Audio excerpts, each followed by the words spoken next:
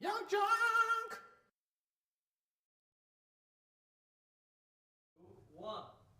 Hey, welcome to the Micheaux Mission, 2 men, 1 podcast, every black film ever made. My name is Len, aka the Bat Tribble.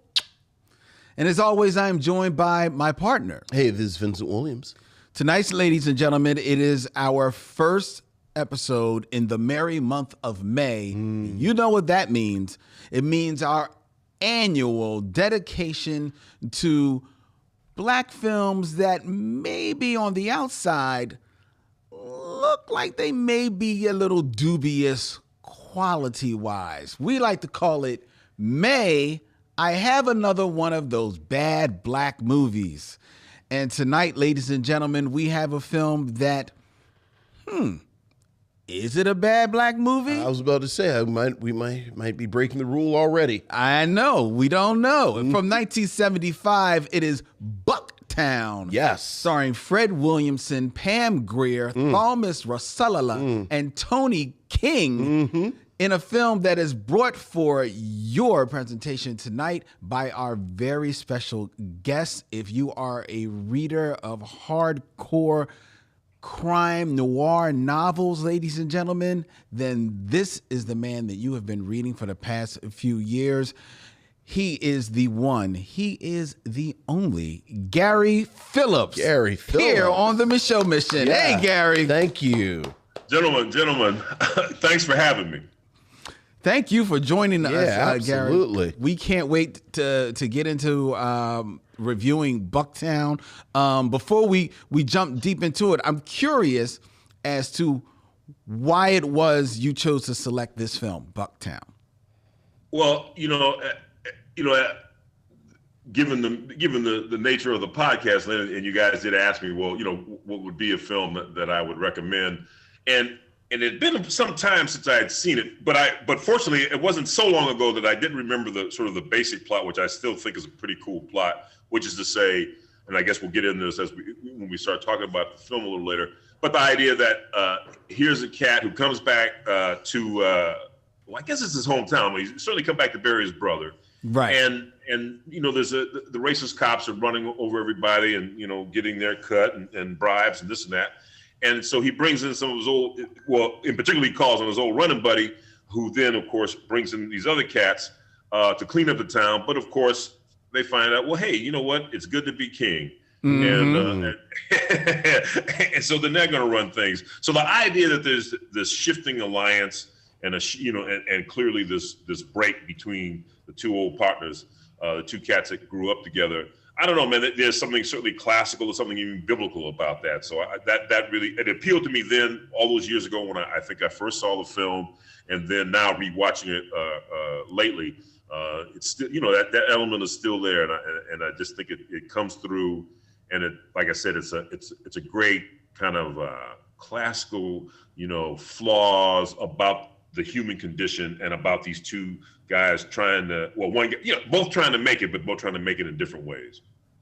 And I have to say, considering your work, it seemed like something that did it speak to you from almost that perspective of this kind of, there is almost a noir, as you said, the morality is very, dubious and moment by moment. Does that? Absolutely. Yeah.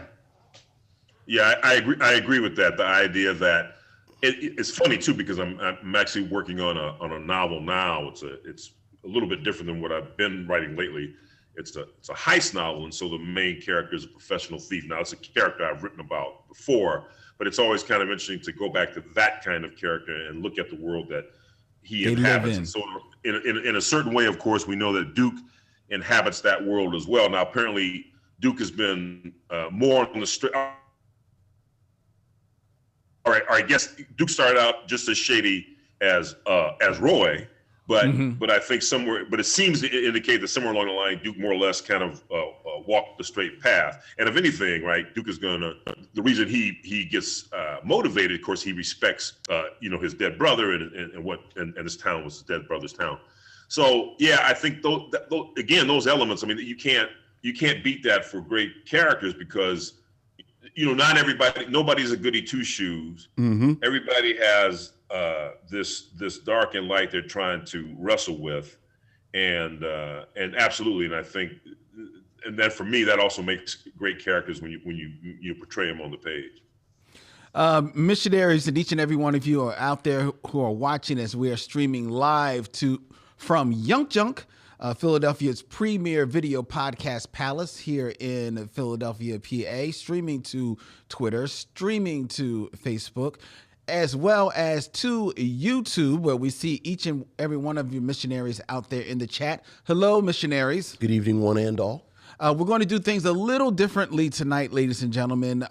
Just for the sake of Gary's schedule, we're going to get into our review of the film Bucktown, but we will be closing out the show with your emails. And don't worry, we still got a great top 5 game and 6 Degrees of D'Urville Martin that we will be playing with you tonight. Gary's upset that he won't be here for 6 Degrees of D'Urville Martin. D'Urville Martin, yes, that's true. But we're going to get. I'll have to watch next time and come in. Yeah, absolutely, okay. Man. That's great. Yeah. Most definitely. Well, depending on how this review goes, maybe we'll try and get into that before you get out of here, Gary. As we mentioned, Gary is a writer of some of the crime noir that has been you've read over the last few years. He recently just dropped a follow-up to his hit novel One Shot Harry, returning to the world of fearless crime photographer and occasional private eye Harry Ingram, who in the new book Ash Dark as Night. Ash Dark as Night. That's pretty hard. That's pretty hard boiled, right? That's hard boiled. That's hard boiled. But that's a black writer right there. Ash as Dark as Night. That's a brother wrote that. Yeah. Oh yeah. Most definitely, man.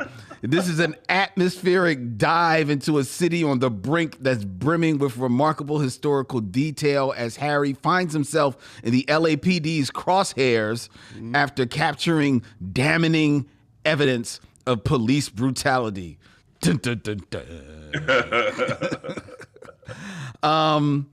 I think that is really dope. Just the whole idea, the character of Harry Ingram that you've created, this photographer, private eye, seems to me walk almost out of the pages of one of our favorite movies, Devil in a Blue Dress. Sure. But with a cross with like L.A. Confidential or something like that. How did you come to create the character of Harry Ingram? But first, even before there, where did the love of noir come for you?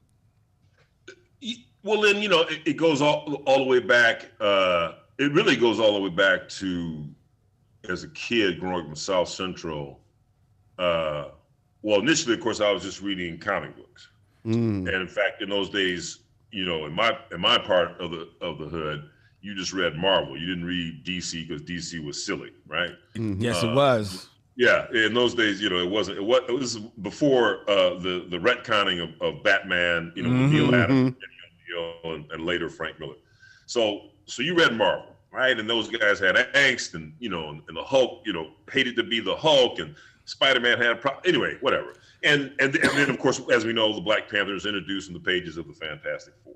So Marvel had it going on.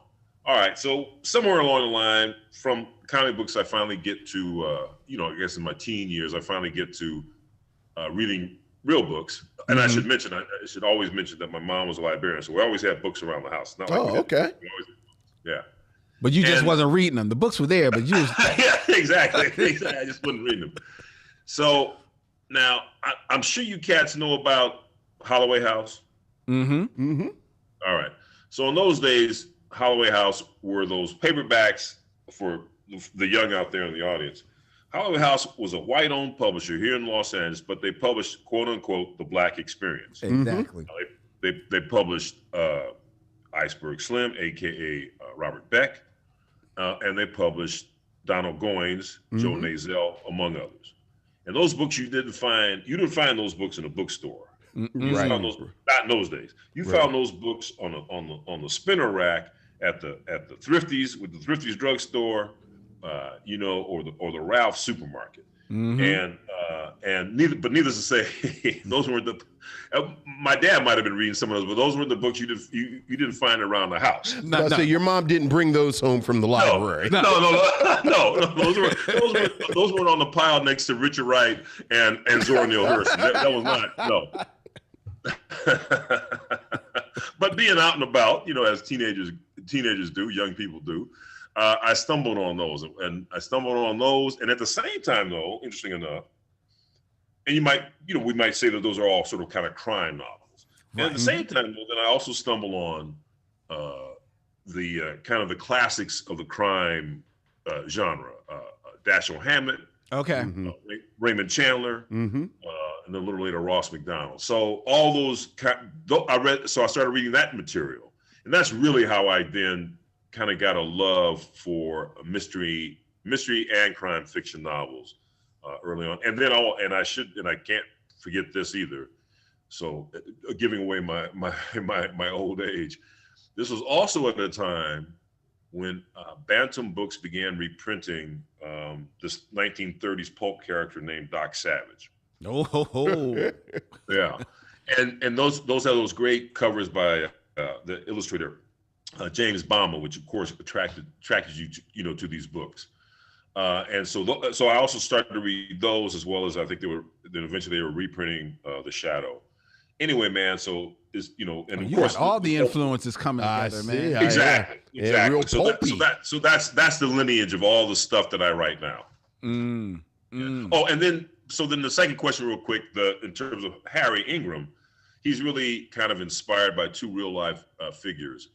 There was a guy named Arthur Felig, also better known as Ouija, in the 30s, 30s through the 50s in New York, and he was a crime photographer, and he had a mobile photo lab in his trunk, and he had a little police scanner going, and he'd drive around in the 5 boroughs, a mob rub out, or some wife finally got tired of her philandering husband and put a knife in his chest, or whatever it was. He took all these photographs of the dead and violence and all this sort of stuff. And of course, he eventually burned out doing that. But anyway, so I knew about him for years.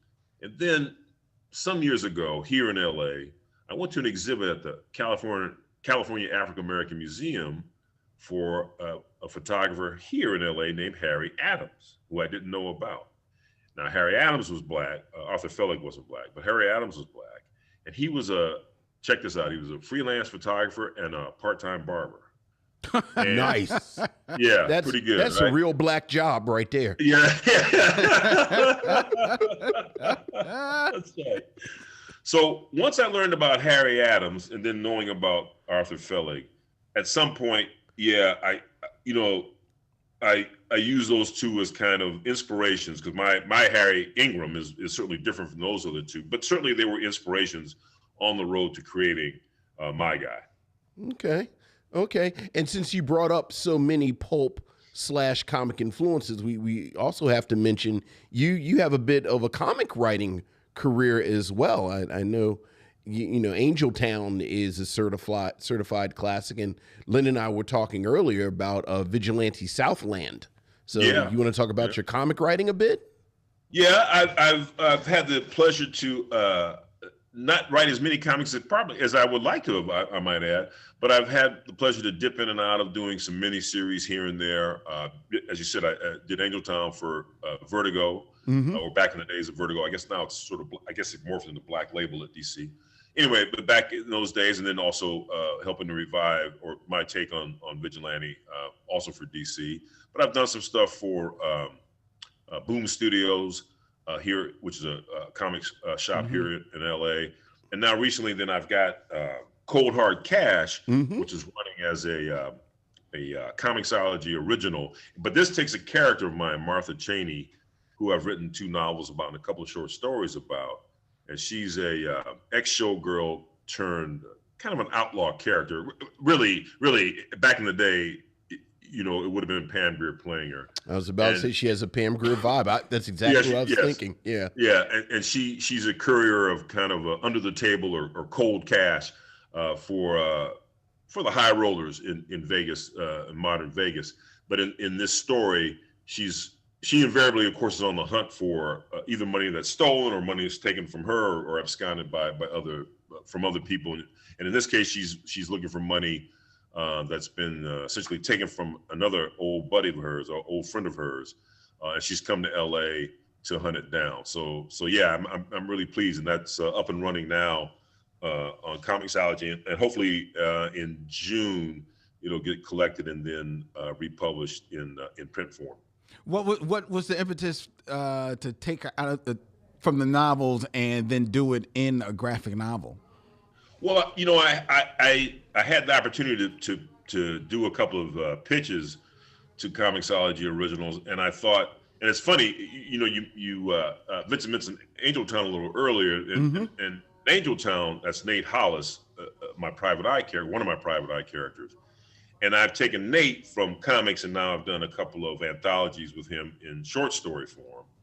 And so then I thought, well, let's reverse engineer another character. So the idea of taking Martha from prose and then kind of realizing her in comics form, and all credit to, of course, everybody involved in this effort, but in particular, Adriana Mello is the artist on this. She just did an outstanding job realizing the character, on those pages. But everybody did.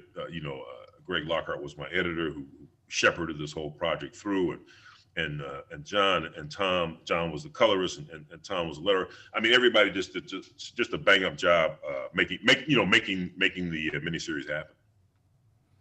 I'm curious. I'm sorry. I'm getting the process with like the all this comics, because this is your character, right? And you're taking it into the comic sphere. Are you like very hands on? Like like you got the artist that you want, but like as far as the letterer, like no, I want the lettering to look like this. I wanted to have this type of vibe, because you've got this history of comic book pages in your head, and you know exactly how you want your book to look. Well, it's certainly some of that. And Greg, who I mentioned as the editor, Greg Lockhart, and I talked a lot about that. Greg has a vast knowledge, and Greg himself is a writer and has several comics projects, including one for Comixology running as well. And he has a great knowledge of artists and all that, but also then understanding what the material was about and who could bring that look to it. And really, so we talked about that, and we talked about a couple of other different artists.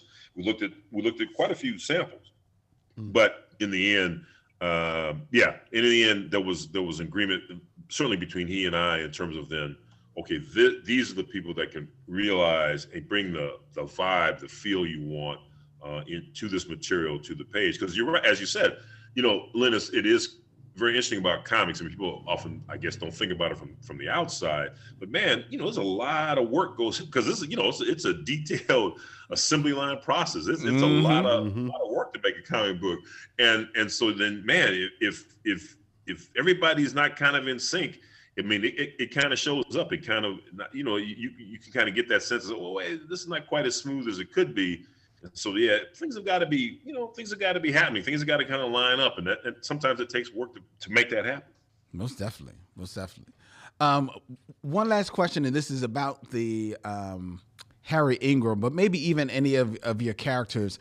I've always read, and even in some of my writing, and probably true with you, Vincent, and that you create this character, but there's always a little bit of yourself that you're putting into this character. Sure. So I'm saying, like, you talk about all these influences that went into Harry, but what part of Harry Ingram is actually Gary Phillips, like behind the eyeballs?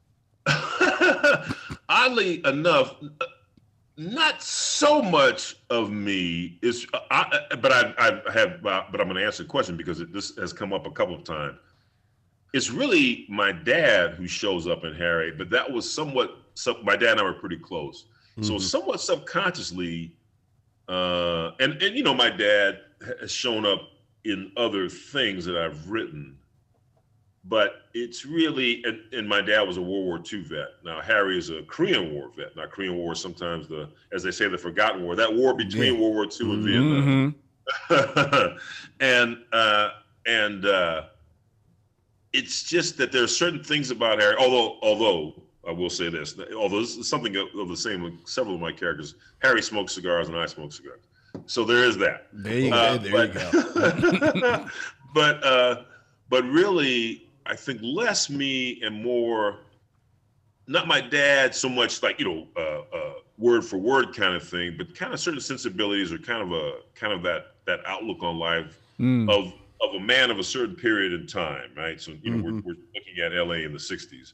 And so I think in that regard, it's a bit of a homage to my pops, as well as then, oddly though, I think my stuff or who I am or parts of me show up in some of my other characters. Like I have another character, Ivan Monk, who's also a private eye, but Monk drives an old car and is kind of into old cars, and I'm kind of into old cars, and he's into jazz more, and I'm into jazz more. So certainly bits and pieces of me show up in some of the other characters, but certainly for Harry, I think it's definitely a bit more of my dad than me. Okay. All right. So we're going to get into our review, ladies and gentlemen, now of Bucktown, our movie from 1975. After being hassled by the man in a southern town, a cool operator asks some violent friends for help. Because after all, if you can't trust another brother, who can you trust? It's Bucktown, ladies and gentlemen, from 1975, directed by Arthur Marks, a noted name in the blaxploitation film. Right, that's the film, written by Robert Ellison and starring Fred Williamson, Pam Grier, Thalmus Rasulala, Tony King, Bernie Hamilton, and you can blink, but you won't miss him, Carl Weathers. Yes. That's right. In this film, brought to the mission by our very special guest, Gary Phillips. Gary, I got to ask you, what say you of Bucktown? And I'm curious, how much of a fan are you of these genre of films, the quote-unquote blaxploitation films? Well, man, where would I? Man, come on, man. Where would I be, man? Come on, man. Where would I be if not for these kinds of movies, man? Of course. Listen, let me tell you something. If in a heartbeat, I would remake Bucktown. I mean, I'd remake it with a bigger budget, but I'd remake Bucktown in a minute. Now, I tell you what, the one thing I would change, as we would say today, I would certainly give Pam Grier's character some agency. Sure. Yeah, that's for sure.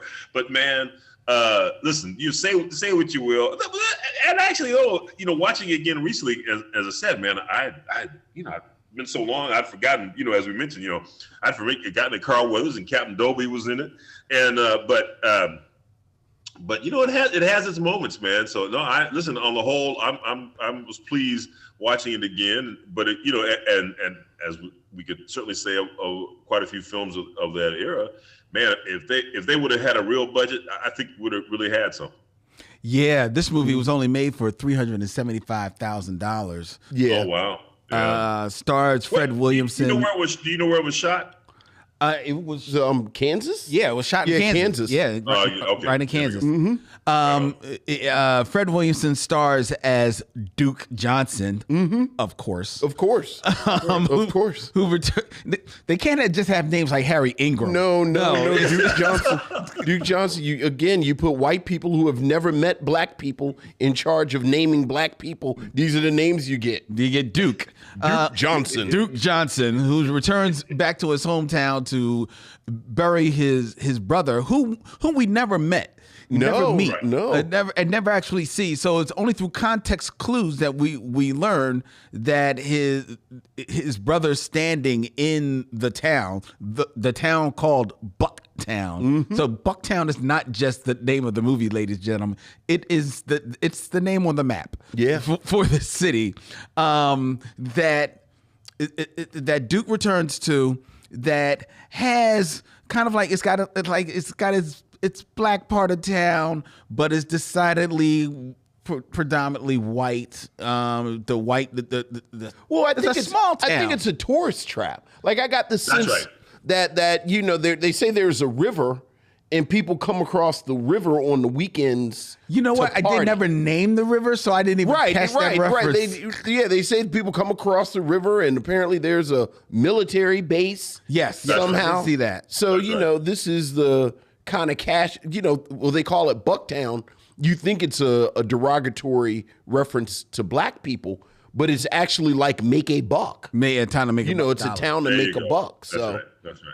So, and by the way, they make a point that the sheriff, the white sheriff, was brought in originally to clean up the town so the tourists would feel. That's right. So the tourists would feel safe and come to BUCKTOWN, because they make a point about that a couple of different times early on, about when they're rousting one of the working girls to not clip her johns, because we can't. Yeah, right. We can't be doing that. That'll mess with tourism. So when they come here, make sure they have a good time, but don't steal their money. Right. To your point, Gary, that's actually a moment that is indicative of something that frustrates me about a lot of these films, where that's a really interesting little plot detail that if just a little bit more care was given to the script, they could have explored that and, could have added some texture to it that is just not there, because it's made for how much? $375,000. And we're churning this thing out. Yes, we're churning. Although, right, $375,000 was, I don't know how much that was in $1975, so it was a little bit more, but still. Right. It's probably a nice budget especially for the movies, the black films of this day. But by 1975, Fred Williamson is becoming a bit of a name. Pam Grier's becoming a bit of a name. So they're eating up a little bit of that budget. To say, I'm wondering how much of that budget is salary. Right. Yeah. You're right. So we're talking about this film. Like we said, Duke, he comes back to town and he realizes, like you said, the sheriff is there to clean up the town. Mm-hmm. The sheriff and his 3 deputies. So it's basically like 4 guys. It's Andy Griffith and Barney Fife and Barney's 2 brothers. Right. I think it's actually the police force from Dolomite. That's great. Exactly. Right. Exactly. Like, this is not a crack team. No, it's not. They're not. These aren't top men. No, they're not. No, this ain't SWAT. Right. So they're cleaning up the town, and they're running their little grift. Sure. As they want to do, which you learn again through context clues that Pam Grier seemingly had some type of relationship with Duke's brother, who was killed by the police. Yeah. Correct? Yeah. And I think basically because he just wouldn't get along. Or he didn't pay up. He didn't pay on Tom. Yeah. Well, he ran the club, right? He had the club. He ran Club Alabama. Yeah, Club Alabama. By the way, reviving an old name from a club out here, I guess in several different places, but certainly out here in LA, there was a Club Alabama back in the days of Central Avenue. Oh, okay. Get out of here. Was it much the same type of setup there? No. This is like back in the day when LA was officially segregated. And, so I'm talking about like the 30s and the 40s. Okay. But Central Avenue was the place strip for Black life in Los Angeles, and so there was clubs along the avenue. There were doctors and lawyers along the avenue. There was the two black papers, the Sentinel and the Eagle.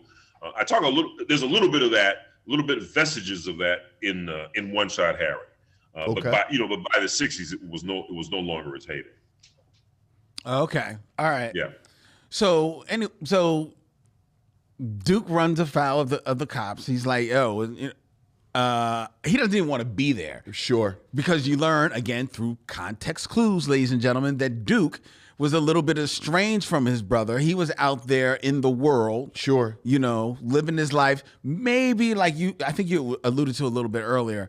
You know, I mean, they never really say but what he was doing. Yeah, he was maybe hustling, but like a hustler with like a heart of gold, I guess. Maybe. Yeah. I don't know. Or was he? You know, whatever it is, a guy who looks like Fred Williamson with a black leather jacket on was doing in 1975. Was he a soldier of fortune? Right. Yeah. Right. That's right. A little bit. I think a little bit of everything, but clearly, he and Roy go back, right? So he knows. Yes. So he knows the call on Roy. So yes, as you guys are saying, it's clear that he and Roy were doing something once upon a time. Right. They had seen some. What do you say? Some heavy scenes. Yeah. They had seen some heavy scenes. It's like all these allusions to this action that happened. I know, which sounds really fascinating. Like I want to see these heavy scenes. Right, like, can I get a please? Can I get a flashback? You know, exactly. Well, again, if we have the budget, we can give you a flashback. Yeah, so tell me the flashbacks was in the script, but they weren't in the budget. Right. Couldn't do it. Exactly. I quickly saw there's a question in the chat whether or not Adolf Caesar did the voiceover for the trailer. Oh, I didn't watch the trailer. I actually did watch the trailer, but now I'm trying to remember if it was Adolf Caesar's voice. I mean, if you have to think about it, then it couldn't have been. Yeah, but you know, but there was Like, a lot of sound alike that voice. Yeah. But you're right. And Adolf Caesar spawned exactly. I think they had at that time, right? He was doing a number of them. So I think at some point they said, you know, we can't afford Adolf Caesar. Get me somebody who sounds like Adolf Caesar. Yeah. Right. Yeah, If you want to make $1, you come to Bucktown. Fred Williamson is the man. Yes. Fred Williamson is Duke Pam Grier as you've never seen her. Bucktown. That's great. From American International. Shoot all them geechies. Right. Jeez. That's great. That's terrific. Damn geechies. Oh God, that hurts. By the way, I want you to know, and everything is, you know, circular. I'm doing I recorded some of my stories, and then I was doing a recording today of my buddy's sound booth. And by the way, I used not quite that line, but the word Geechee did come up in the dialogue.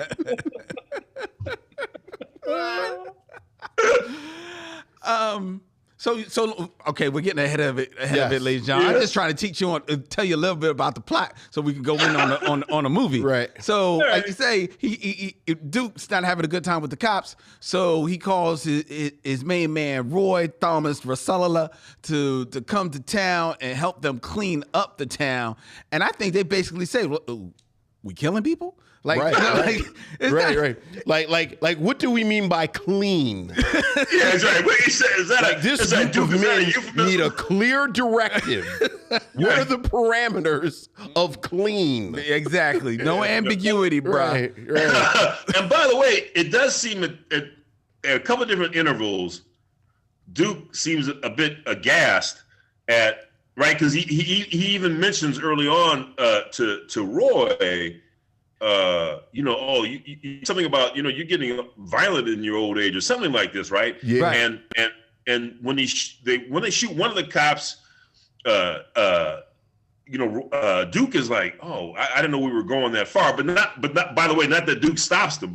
Right. Of course, no. Right. No, he seems like I think he's just more surprised. Like, yo, dude, I wanted to take that shot. Right. Like, well, you know, he tells Roy to bring muscle. So you get the sense he doesn't know the other guys at all.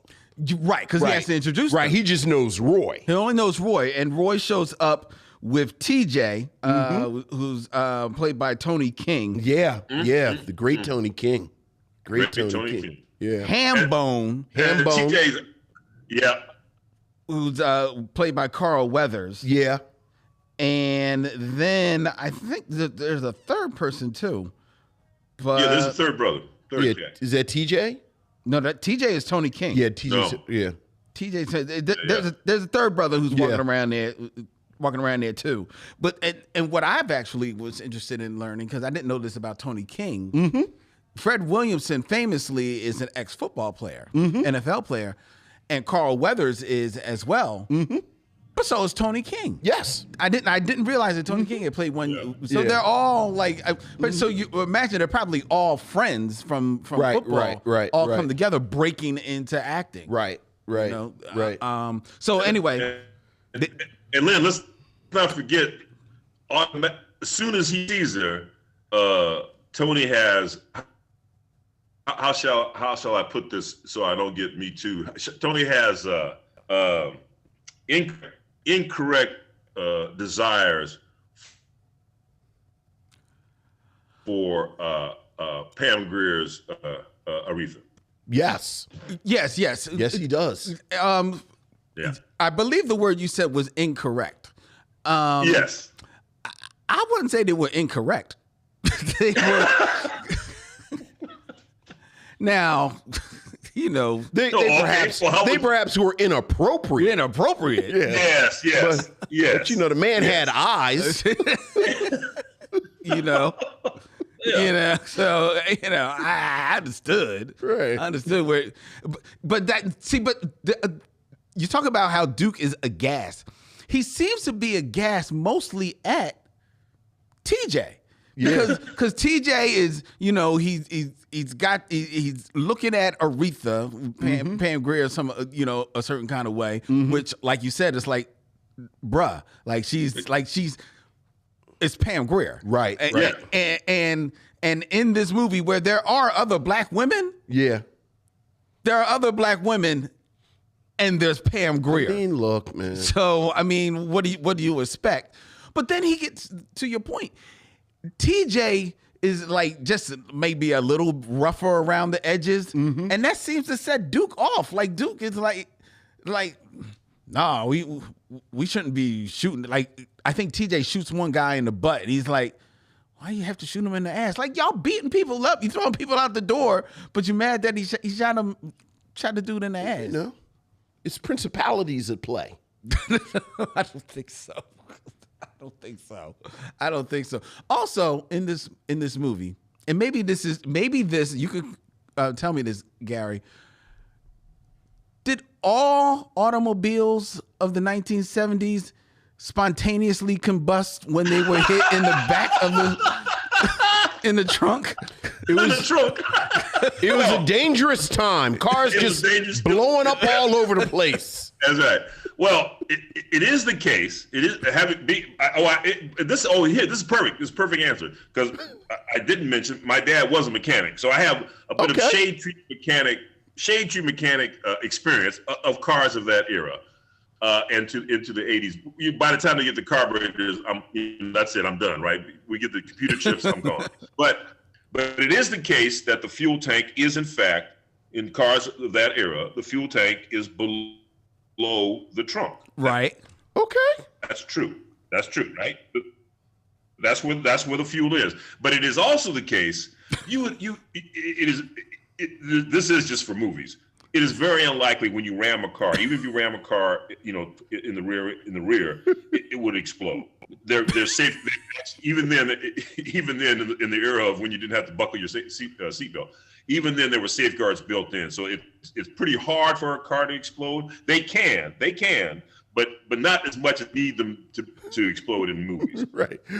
Well, in Bucktown, everything is explosive. Bucktown. That's right.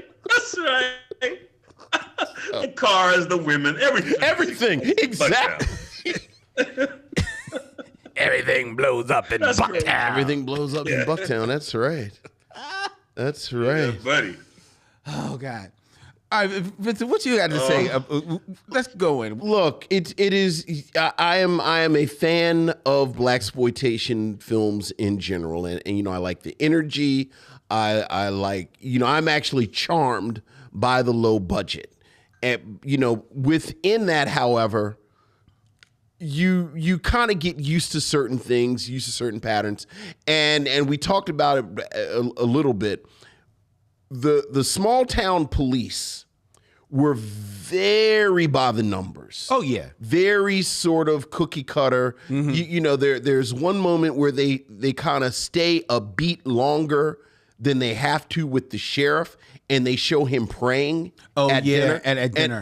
You know, and I said, okay, well, that's a little interesting. And then the moment is gone. So, you know, in my mind, I'm thinking, okay, so is the film about dealing with the racist police and, as you said, the man, capital T, capital M. Yeah. And the moment a half hour in where Duke calls Thalmus Rasula's character, and they come in, I actually had in my notes, oh, the film is coming alive. And, you know, as we've kind of talked about, there's this, you know, they get off the bus and it's Thalmus Rasula, it's Tony King, it's Carl Weathers, you know, it's the fourth brother. And they have a pop. Yeah, because they're walking down the street of essentially Mayberry in 1970. Right. And I actually said, I wish they were more central to the plot than thinking they're just going to be Fred Williamson's kind of henchman. So when the twist happens and they take over the town themselves and now they're the antagonists, I actually thought that was really smart, like a little smarter than the film had to be, because now you have these big personalities bouncing off of each other. So that I enjoyed that part of it. Like, I really just enjoyed watching Fred Williamson, watching Thalmus Rasula, watching Tony King, and, you know, these kind of three big personalities. As we've said, Pam Grier, you know, I hope the check cleared, because you can tell they really just wanted Pam Grier to be there, to be pretty. Yeah, pretty much. That was it. Which, you know, I don't think Pam Grier was the greatest actress, but by 75, I think she was a better actress than what you see in this film. Yeah. And this is the same year of Friday Foster. Right. Well, and by the time you get to Friday Foster, I'm sorry. What'd you say, Gary? I would say, and after Coffee was already, I think, 73, wasn't it? Right. Which, you know, for me, Coffee is like, that's her greatest role. So that was very disappointing. Oh, most certainly. You know, the Pam Grier. But or the scene. I'm not just to interrupt, but just to interject. Or the scene where she's like the shrinking Violet when you know, Tony King has essentially broken into her place. You know, and Fred's there to beat him down as Duke, but that Pam is just kind of watching, you know, and literally shrinking on the bed, right? Just pulled up as, you know, oh my God, you know. Yeah. It just is, and we're not saying that Pam Grier has to be the same character in every movie. Sure. Right. But it doesn't ring true even with the character as they built her up to be in the beginning of the film, where she's like coming down on Duke because just showing up at your brother's funeral, you don't really care about this town, just go, you know what I mean? Like she's very, I can't even say one note. I don't even think it's whatever the scene needs her to do. That's it. Now this was funny, talking about Pam Grier just sort of being there as this kind of sex symbol and sexy, you know, Pam Grier. There's a moment where she comes on to Duke and she goes to visit Duke, and she's of course wearing a Pam Grier dress that kind of amplifies her chest. Her Pam Grier. You know, and Pam Grier is gorgeous. And you're thinking, wow, this is the sexiest thing I've seen on the screen. And then Fred Williamson comes out with his shirt open and a gold chain on and tries to out Pam Grier. He does. And I love that moment where, because you know Fred Williamson, you know, if you know anything about Fred Williamson, no one loves Fred Williamson more than Fred Williamson. Like, you know, Fred Williamson said, oh, I'm going to show you sexy. That's right. Yes. You know what? Now that you say that, it makes me think that Fred Williamson, when they cast him, and then they heard that they cast Pam Grier, it's like, What we need Pam Grier for? I was about to say. Y'all got me? Right. Let me see that script. Right, but he literally walks into the screen with his shirt wide open and is like, okay, you gonna be sexy? I'm gonna be sexy. I don't think his shirt has any buttons. Like, there are no buttons on his Right. But yeah, you know, I liked it for what it was. I enjoyed it. What about you, Lynn? Well, you know what? I like you. When Thalmus, Rasulala, and all the guys show up, okay, the movie's coming alive a little bit. Because you mentioned the scene about the police chief where you see him praying. Right before, the moment before that is he's getting his dinner from his, I guess, maid/cook, who is a black woman. Yeah. Right? And considering that the other times you have seen black people in this movie up till now are they're either like prostitutes or they're just in a bar, you know, not really doing anything. You don't see them anyone like, you know, with a living, working, you know, just living or working or anything like that. When Roy and the crew shows up, I was, you know, all right, this is going, this is, I'm with this. And then the switch comes and they become kind of like, you know, the grifters in town. And I thought, oh, okay, so it'll be interesting. And how does do the black people work with them?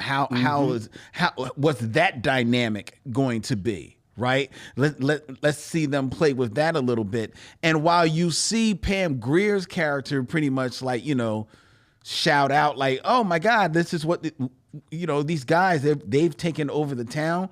You don't really see it in action. You don't really see it like the effect on the townspeople as much. And I think that was a missed opportunity story-wise. Again, and that is not something that is budget related. That's just, you know, the script. You know what I mean? And this is a movie which, you know, this is a 70s blaxploitation movie. This is a movie that is a little shy on the action. It's a little wordy. So they had the space to go there if they chose to, and they didn't. You know, and I found that a little bit difficult. Right. Disappointing. Gary's nodding his head. Yeah, I have nothing really to add other than I agree with, you know, with that assessment that I think you could, there was definitely, see, again, we're going to get into the territory of why the desire to remake this, but the idea that you really could get into some interesting depth of character between not only just the notion of what is this thing between Duke and Roy and their past, but the idea that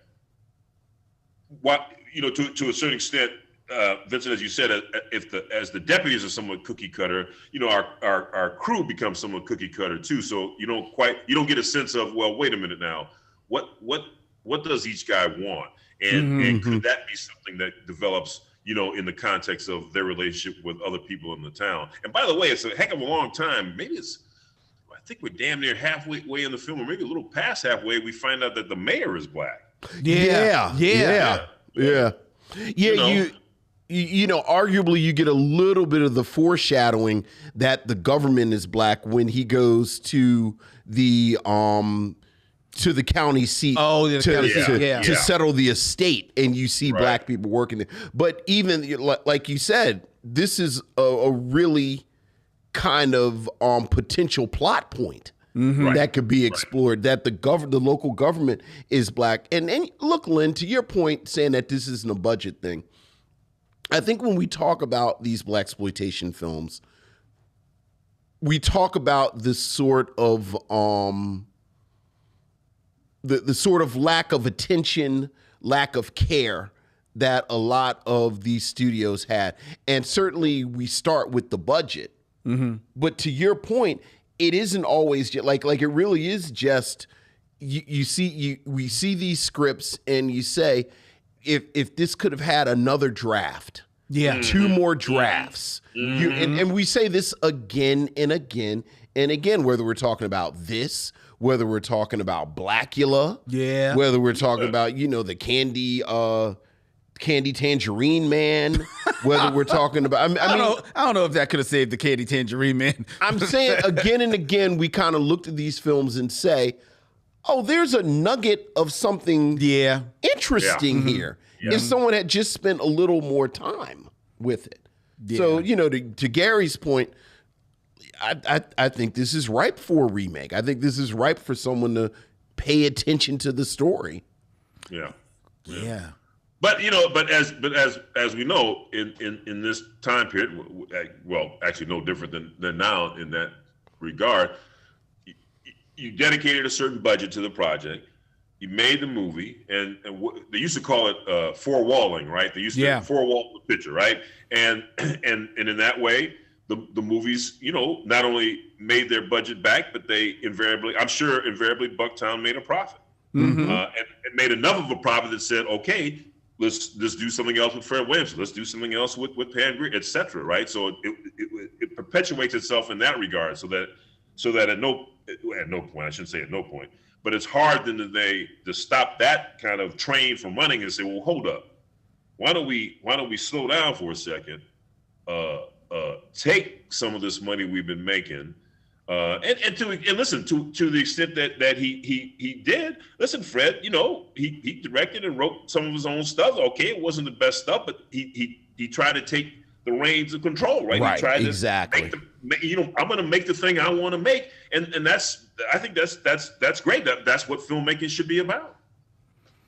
It sounds to me like you haven't seen Adios Amigos yet with Fred Williamson and Richard Pryor, or brother, I've seen that movie. Please, brother, I have seen that movie. Yes, sir. Like I said, man, you got sometimes what is it? What is that thing about your grasp exceeds your reach, or whatever that phrase is? Yes. Yeah. But you gotta reach, brother. You gotta reach. You gotta reach. That's right. Yeah, you gotta reach. Very true. Very true. Yeah. Oh, I kind of teed this up in the beginning. There's a scene where, if I remember, Duke comes into the room where, no, it's not even Duke. It's not Duke.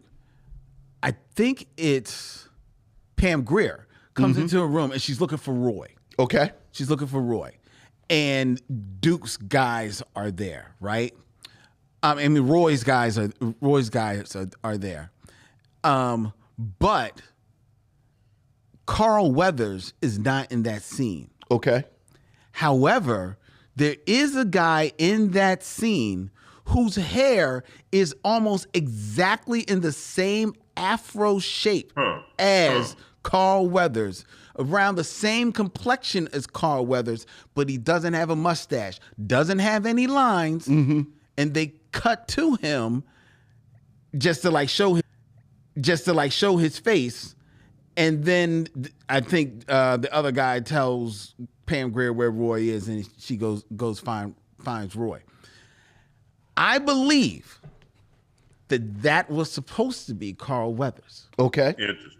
I believe that Carl Weathers was not available for that scene, because Carl Weathers does not show up in the film again until he is shot in the back by Fred Williamson at the end of the movie. And do you happen to know what month this film was shot? I know it comes out in 75. I'm assuming it was shot in 75. I know it was shot in 75. I don't know the month. Because as you mentioned, Carl Weathers has a life-changing project right in the hopper. Right in the hopper, he is Apollo Creed in the following year, 1976. Yeah. I think they lost Carl Weathers near the end of this film. Yeah. That's worth kind of looking into. That's a neat little tip. I looked to see something. I couldn't find anything. By the way, Lynn, it's great you bring that up, and I can't quite remember which film it is. It's another one with Fred Williamson. Oh, it might be Black Caesar. It might be Black Caesar. It's because it's a Larry Cohen film. I think it is Black Caesar. There's several scenes in Black Caesar where Black Caesar has been shot, and then we kind of go to the past to show who he was. Mm-hmm. And you never see, and they're hugging him and they're holding him, and he's bent over and this and that. But it's Fred Williamson's stand-in. It's not Fred Williamson. There was some other kind of like that. Fred was doing something else, or they couldn't come to terms on the money. I don't know what it was, but it's Fred's double. It ain't Fred, because that's why they never show his face. Mm-hmm. Oh, okay. There are certain scenes, and I believe it is Black Caesar, because I think he's shot in the beginning, and then we roll back to his life, and so it's kind of the similar kind of situation. There you go. All right, so we're gonna we know we're coming up on time with you, Gary. So Bucktown, we've got to ask you the question that we ask, of every movie. Would you recommend that people watch 1975's Bucktown? Given even with all that we've said, right? Mm-hmm. Highs and lows, etc. I must say, watching it again now, after, it might be decades since I saw it, and I've seen it. I've seen it once, a couple of times, through the years. Yes, I would recommend Bucktown. Even given all the caveats and all the what we laid out, I would recommend it as an enjoyable movie experience. And there are certainly scenes in that movie, whatever you think of the whole of it, there are certainly scenes in that movie I think that stand up and work well and deliver an enjoyable film experience. Absolutely. What say you, Vincent? I say the same thing, and again, with all the caveats that we've talked about, I think Pam Grier obviously has been in better work from this period. I think Fred Williamson, as you just mentioned, something like Black Caesar. I think Fred Williamson has done better work during this period. I just love Thalmus Rasulala. And I do have to say, Tony King is one of those actors from this period that pops up here and there, probably best known as playing Silk in the original Sparkle. Yeah. But I think he has such a presence and is such a force. And you don't get a lot of Tony King in movies. That's true. So, frankly, I think just Tony King would sell it for me. He was in Report to the Commissioner. Okay, yeah. And wait a minute, here's something else. I don't know if you guys may not be old enough to remember this. There was a show called Bronx. Oh, yes. With Jack Palance. Yep. Tony King. Tony King was a regular in that show as essentially Bronx sidekick, buddy cop thing. Yeah. Oh, yeah. I don't know anything about it. I do. Okay. Yeah. I have to look that up because I do. I really like Tony King. It's actually a neat little documentary about him converting to Islam, I think. Mm-hmm. All right. Yeah. Because then he starts working with Public Enemy, doesn't he? I don't know. I think he started working with Public Enemy. And I do like the twist. I do like the twist. So, I think it's a blaxploitation film. I don't think your expectations should be but so high. Yes. Also, what is it? An hour and a half? Yes. Yeah. Which that's right. you can't. That's right. That's that sweet spot. Yeah. So I would recommend it. And let's not forget the Batarang. Yeah. There is a battle ram, ladies and gentlemen. Yeah, there is a Batarang. Yeah. You can't beat that. You can't beat that. Come on. There is a battle ram. There is also a 20-minute hand-to-hand combat fight between Fred Williamson and Thalmus Rasulala. I think they're making up the choreography, the fight choreography, right there on the spot. Right on the spot. That's right. Right on the spot. I just love listening to Thalmus Rasulala's ADR on that joint, And he splits his jacket. Remember, before it even starts. That's right. Man, he hulked up. Man, that jacket got split. That was great. Come on. That's bad. Oh, come on, man. That's right. He said, Fred Williamson, you ain't the only one that can get all. That's right. Yeah. Watch this, Fred. Man, by the way, that stays in the remake. Baby, yeah, baby. Oh my God. Watch this movie 2.5 hours. Well, the last hour. That's right. It's one big fight. It's one big fight. The one brother splits his jacket. That's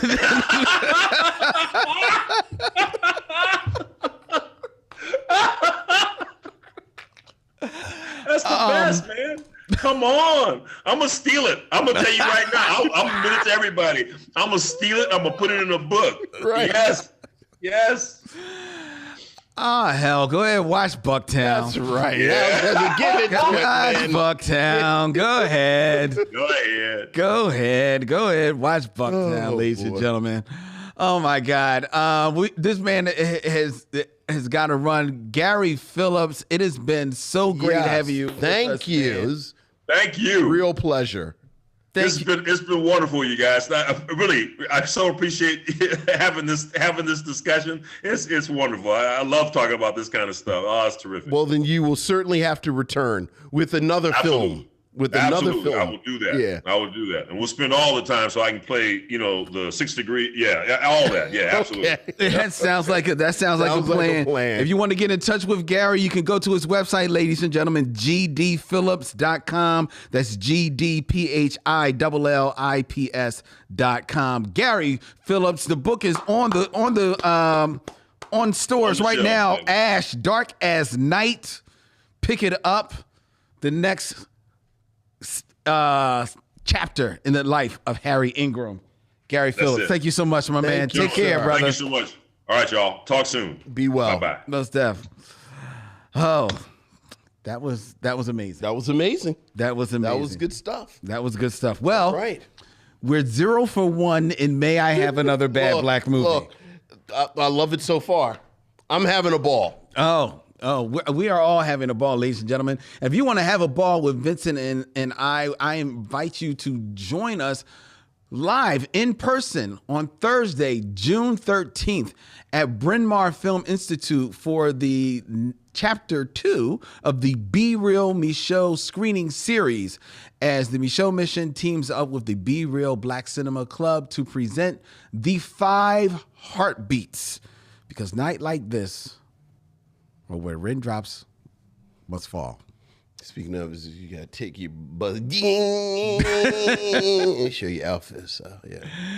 Yes, the 5 Heartbeats live on the big screen at the Bryn Mawr Film Institute, ladies and gentlemen. Tickets are on sale right now at brynmawrfilm.org.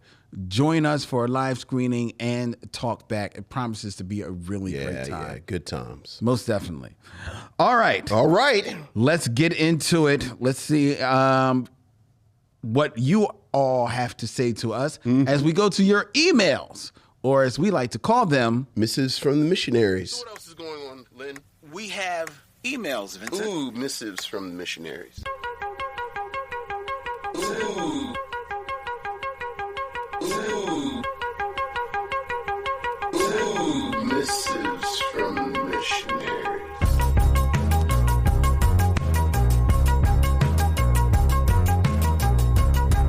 Missives from the Missionaries, ladies and gentlemen. Vincent, this first one is from Nicholas. Hey, what's up, Nick?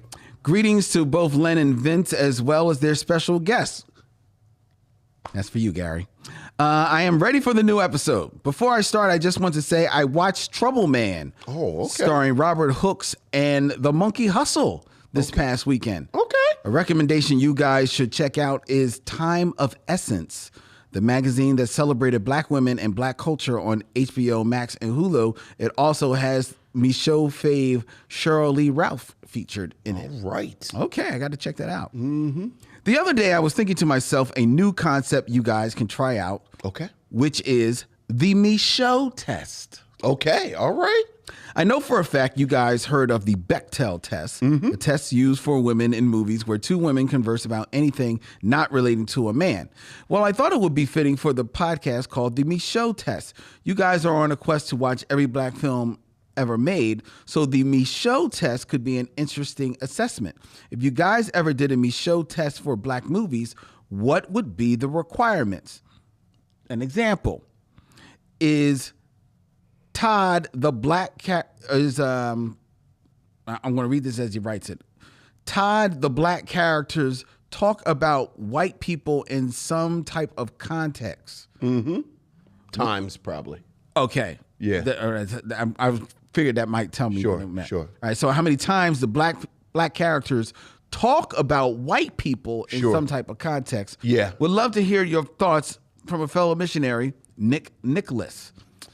Oh, I like that idea. I like that. I actually apply it all the time in similarly to the Bechdel test with white films. About? Are there enough black people in the film that they can just talk to each other? A, do they talk to each other about something that has nothing to do with the white film, with the white people in the film? Like, do they have their own journey? Do they have their own existence in this film outside of being in service to the white characters? So I just want to make sure I understand. So like Whoopi Goldberg would fail the test all throughout the 80s. Because she's almost is always the only. And not only is she the only black person in the film, but the only thing that she does in the film is kind of be in service to the white people. Okay. Like she doesn't have a home life. She doesn't have friends. She doesn't have a family. She just kind of pops up every 2-3 scenes to kind of offer sage advice. Okay. To the white people, and then she kind of disappears back into the kitchen. Okay. And I'm picking on Whoopi Goldberg, but so many films are like that. When there's a black character, you get the sense that they're just sort of there. Yes. So in a film that is predominantly white, right? Does the black character have any type of actual life unto themselves? Right. So that everything that they're doing is not in service of the white person or the plot of the film. Right. Okay. Like, I'm trying to think of a movie where that doesn't that would pass that test. Well, I can't think of a movie, but we were talking a few months ago, and I just forgot the title of the book, where they talk about these television shows and the controversies in the television shows. And I remember watching Sleepy Hollow when it came on, which, it was like the 15th X-Files knockoff that Fox had kind of threw against the wall to kind of stick, and it was like Ichabod Crane, and he kind of went through time, and Nicole Beharie played the detective, and then the two of them together solved crimes. Right. But I remember the first couple of episodes, they would get into whatever the shenanigans were of the week, but then like she would call her sister. Yes. And she and her sister would talk about things. Or like Phil I know who you're talking about. Phil not Morse. No, it's not Morris, but I know who you're talking about. Played like the police captain. Police captain. And then the two of them would talk, and it was like, wow, it's black people talking to each other. Yes. In a predominantly white production, not about the white people. Right, but and I see what you're getting at there, but it's easy to pass that test it's easier to pass that test with a television show. Sure. Because you're building up, the different characters. It seems like it would be easier, but there definitely are shows that fail that, but it's easier. Yeah, sure, it's easier in that circumstance. Yeah, but films fail it all the time. Yeah, film. Yeah. I am hard pressed to think of a white film where because even like every Adam Sandler film that Chris Rock is in, he's in service to. Sure. I mean, in Adam Sandler's defense, a sentence that I wouldn't say that often, He usually has a family though. Like, he's usually like married to Maya Rudolph or something. Okay. And but but that's a great test. We gotta think about that. Yeah. We gotta knock that out. We'll hit that around with Maurice, our associate producer. Yeah. Thank you, Come Nick. up with that. I like that. That's a nice thank idea, you. Nick. Thank you. All right. Let's go. We got an email from Michael Sykes. What's up, Michael? Hello, Len and Vincent. This weekend I watched Black Ploit. Say the word. You're gonna have to learn. You can't trip over blaxploitation. Black movies. You all right? Like Superfly, Shaft, Together Brothers. See, you should have got a sparkling water like I did to keep yourself nice and hydrated. Superfly, Shaft, Together Brothers, Across 110th Street, The Mac, and Black Caesar. All right. I also listened to your podcast episode on Black Caesar, which I enjoyed. The one thing these movies that I mentioned have in common is brilliant movie scores done by brilliant musicians like Curtis Mayfield, Isaac Hayes, Willie Hutch, James Brown, Barry White, and Bobby Womack. I really wish I could go back in time to become a movie writer-director so that Curtis Mayfield could score my movies. Curtis doesn't get enough credit for the movie scores he's done. That probably is true, and that's primarily, I think, because of outside of Superfly, some of his films just haven't reached like that legendary status. Sure. Len and Vincent, if you were a director-writer for a blaxploitation movie, Look, you said it. what? Now you jinxed me. I know. Because it's in the next line. Yeah. What genre in the blaxploitation category would it be? Like action, comedy, drama, or crime? And who would you have score it out of Curtis Mayfield, Barry White, James Brown, Willie Hutch, Isaac Hayes, or Bobby Womack, and why? Love your fan, Michael. So what genre of blaxploitation would you like to write or direct, Vincent, and who would score it? I'm going to pick this because there aren't enough examples of it. I would pick horror. And I would get Bobby Womack to score it because I feel like there's always something a little sinister to Bobby Womack music, like his use of guitar licks and like I think so. I would do something quite honestly similar to Sugar Hill, but instead of it being set in Los Angeles, I'd have it actually set in the South. Okay. And then I'd have Bobby Womack score it. That's interesting because I would choose science fiction / Afrofuturism. Okay. And I wouldn't choose any of these people to score it. Okay, you can't just. Well, but listen to me. All right, go ahead. Make up his own rules. Because, well, you didn't choose one of those, the genres that he put out. He said which genre. And he lists genre. Yeah, but those were examples. So I chose science fiction / Okay. Afrofuturism. Because there are all those. Give me one example of science fiction Afrofuturism from the 70s. That's what I'm saying. There's not there. Okay, So all right. that's what I would write Okay. and want to direct. And my music, I would choose Earth, Wind, and Fire. Okay, that's a good choice. Yeah. You're just making up things. All right, go ahead. That's a good thing to make up. That's good, right? Yes. Right? Okay. I mean, All right. So there you go. That's what I would do. All right. That's my answer. Right. I'm living with it. Because they did such a good job scoring Sweet Sweetback's badass song. Is that why? I know how much you enjoy Sweet Sweetback's badass song, and Earth, Wind, and Fire, of course, scored that. You enjoyed the score for that so much that now you want to kind of group Lynn's magnum opus with Sweet Sweetback's badass song. Is that what you want to do? We have an email from Michael Lockett. Greeting my brothers, Len and Vince, especially Len. All right. Yay, Lynn.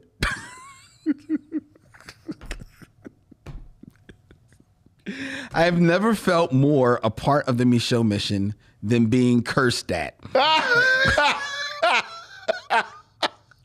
Once you can curse at or about each other, there's a certain ease and familiarity in most black families and friend circles. It's true. I felt the love. It's true. It's all love, Mike. All that, love. right? All love. My time travels this week had the MCU line up perfectly as I got to rewatch The Marvels and my man T'Challa coming through in The Black Panther. Yeah. The Marvels, in my opinion, is an enjoyable watch for anyone who can dial back their fanboy and girl mentality and proclivity to deft grip on white male characters and stories, especially in this genre. Monica Rambeau and Carol Danvers' part seemed like the joy was forced. Perhaps the MCU subconsciously was centering Kamala, since they are more than likely building the Young Avengers and thus catering to tweens and teens everywhere they can. That's a good point. Good note. That's a good point. A quick note in regards to the chronological order of the overarching Infinity Saga story. Captain America, the First Avenger, is the first, followed by Captain Marvel, and then Iron Man, etc., etc., etc. Black Panther was as good on the 7th watching as it was the first 6. Yeah. So much joy around this character in this film. I think it percolated and spilled onto others inside and outside the MCU. I think Luke Cage, Black Lightning, Sam Wilson, and even Shang-Chi all benefited from black people being seen in this light and felt in terms of money earned. Thank you for the top 5 comic books. Some I had, and some of them are now on the list. Listening to Vincent go in on people not being able to just have joy over black superheroes getting some shine made me ponder what other black superheroes or villains you two feel have never been put front and center as black superheroes or villain. Does the casual fan know that Spawn, Tombstone, and Black Manta are black? Sometimes I think yes, but then I realize I'm in too deep when it comes to comics. Love to hear your thoughts. All the best, Michael. P.S. Y'all have me crying over the Falcon's hands from Migo. Yeah, from the Migo action. Yeah. Which historically, ladies and gentlemen, the Falcon's action figure, which was released in the 70s, was the one black character in the Marvel line of action figures. And while he did have a black face like the Falcon character does, his hands were reused from the Planet of the Apes figures. That's right. Migo was notoriously cheap. Like in Migo's defense, that was their thing, that they reused. They would take from pieces and from take others. from pieces. Yeah. But it is a little icky. And if you have a Migo Falcon, you can actually see the fur on the hands. Yeah. So that is, and it's a little icky. Little icky. So to his question, Vincent, are there any black superheroes or villains that you feel have never been put front and center as the black superhero or villain that they truly are? You know, one thing that I think about periodically, they when they announced that spinoff to Aquaman a few years ago, where they said it was going to be Aquaman the Trench. And then when they canceled it, it emerged that was really going to be a secret Black Manta movie. Yeah. That really, that made me ache a little bit because I love Black Manta as a character. And even in the comics now, they've sort of repositioned him more as almost an anti-hero. Oh, have they? Because I don't. Yeah, I'm not more than Aquaman. But it's such a fascinating kind of concept. You know, speaking of blaxploitation films, what's our blaxploitation films? And then we were talking about Black Playmates. What was our movie with the Black Lady Pirates? Oh my God! Don't ask me to break. Yeah, that movie. I can't remember. But that was the Black Manta thing. Like back in the 70s when they revealed he was black, he said, I took to the seas because racism wouldn't let me be a man on land. And then you find out that everyone in Black Manta's crew was black. and he kind of leaned into that. And, you know, because this was the 70s. Yes, of course. And, you know, while they've dialed back that aspect of it as the years have gone by, there's always been this kind of blackness to Black Manta that I think has been more than ripe for exploration. Certainly after the success of Black Panther. So I'm always going to say Black Manta, and like I said, we almost got it, and then it went away. So I'm going to pick Black Manta. I think the person that I would pick would be Jon Stewart's Green Lantern. Yeah, sure. And the reason why is because I recognize if Warner Brothers and DC didn't, when they dropped this ball, is that at the time that the Green Lantern, the failed Green Lantern movie came out with Ryan Reynolds, the Green Lantern for a generation at that time was the Green Lantern from the Justice League animated series. Do not get me started. Which was Jon Stewart. Because the one thing that, if you are into comic books, if you've grown up on comics, especially we have, and I think we're old but young enough to realize and accept the shift that comic books are not the nexus point for people, for geeks, anymore. Sure, not at all. That it was when we were coming up. Yeah, not at all. Right? It quickly shifted to television, to movies, to anime, manga, video games. There's so many other, points of entry into this world. And Justice League animated series was a huge success.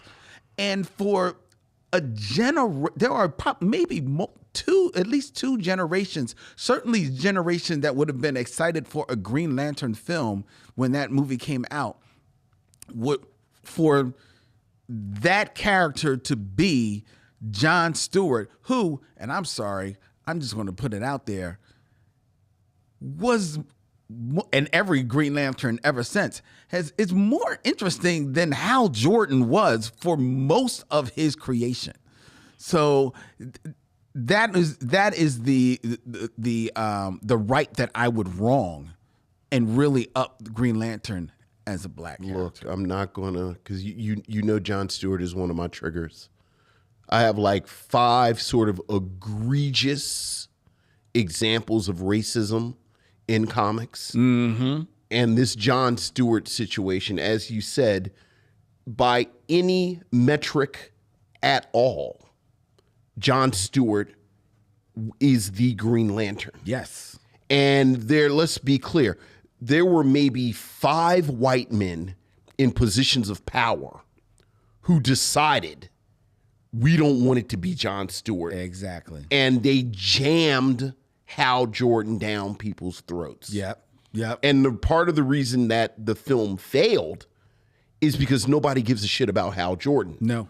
And like you said, there are at least 2, because you're talking about the Justice League cartoon.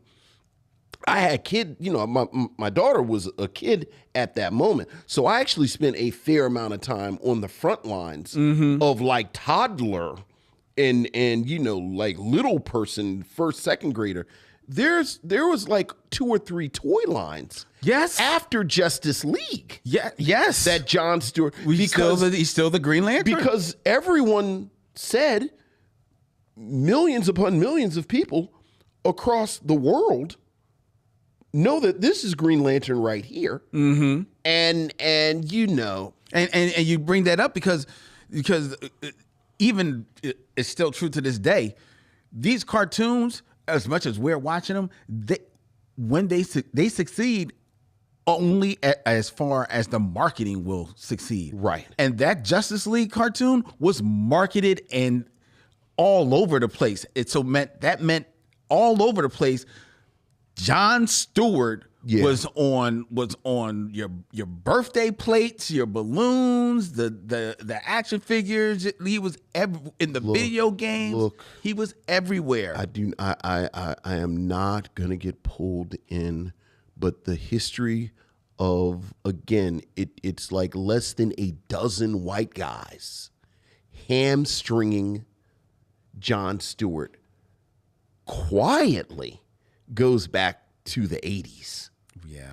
Like we talk about what happened with this, but if you, all right, go ahead. So you would pick Jon Stewart. Let me wipe the spittle off the corner of my lips, because you know how I feel. I didn't mean to do that. You know how I feel about this Jon Stewart thing. All right, go ahead. Well, that's our email. Okay, thank you. Thank you, everyone. Ladies and gentlemen. If you have thoughts that you want to share with Vincent and I, please feel free. Send us an email to micheauxmission@gmail.com. That's MICHEAUXMISSION@gmail.com. All right. All right.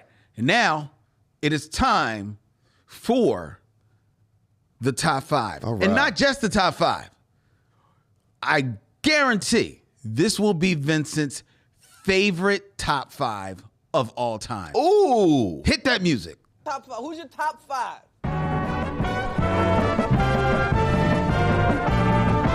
My top 5 is. My top 5 is. My top 5 is. My top 5 is. Top 5, ladies and gentlemen, where I come up with a list. I read said list to Vincent, and he shares with all of us his scintillating commentary on said list. Vincent, yes, I'm going to do this one in theme with the film that we are reviewing, BUCKTOWN. Okay. And you will like this. All right. What we got? Because BUCKTOWN stars Thalmus Rasulala. Yes, sir. My favorite blaxploitation actor from the 70s. Who do you know? Thalmus Rasulala's the name that he was given at birth. I do not. He was born in 1939 in Miami, Florida. Okay. With the name of Jack Crowder. Jack Crowder. Thalmus Rasulala has a better ring to it. Yes, it does.